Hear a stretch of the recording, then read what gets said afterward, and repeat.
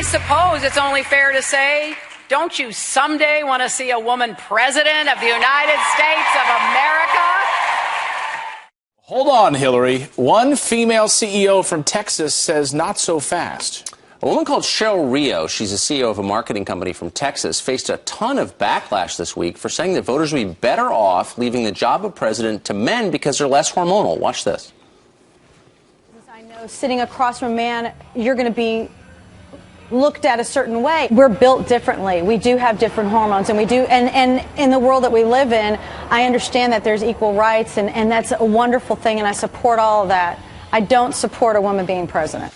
Joining us now to respond, someone who also knows a bit about running a business, her own business, former CEO of Hewlett-Packard, Carly Fiorina. Welcome to Fox and Friends Weekend. Thanks for being with us. Good morning. Great to be with you. So, between just girls here, the hormones that we have make us not qualified to be president, according to this woman? What do you think? Out of control. Well, you know, Sandy's obviously entitled to her opinion, but I think American history is littered with examples of men whose judgment was clouded by their hormones, including in the Oval Office. So if we want to talk about hormones, I think men's hormones sometimes get the better of them. Hilarious. Now, Hillary Clinton has made the case that a woman should be president for historical reasons, but also that women are naturally better leaders. They govern in a way that's different from the way men govern. Do you think that's true? Well, look, I think good leadership requires transparency and candor, which Hillary Clinton has not displayed. I think it requires collaboration, which I don't think she's particularly displayed.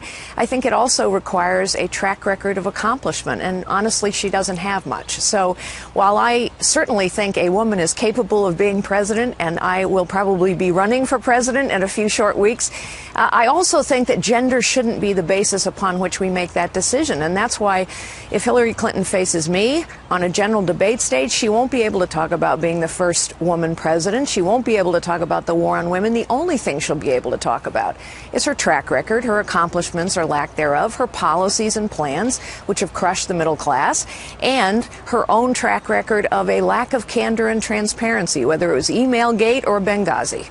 So you just made news there. Yeah, with the probably running for president. Probably running for president in a few weeks to make that announcement. Do you have a date set when you will make that announcement?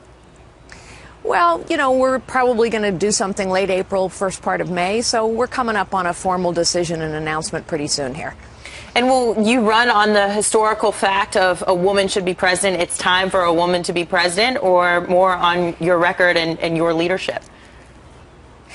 Well, I'm going to run on the fact that America is at a pivotal point.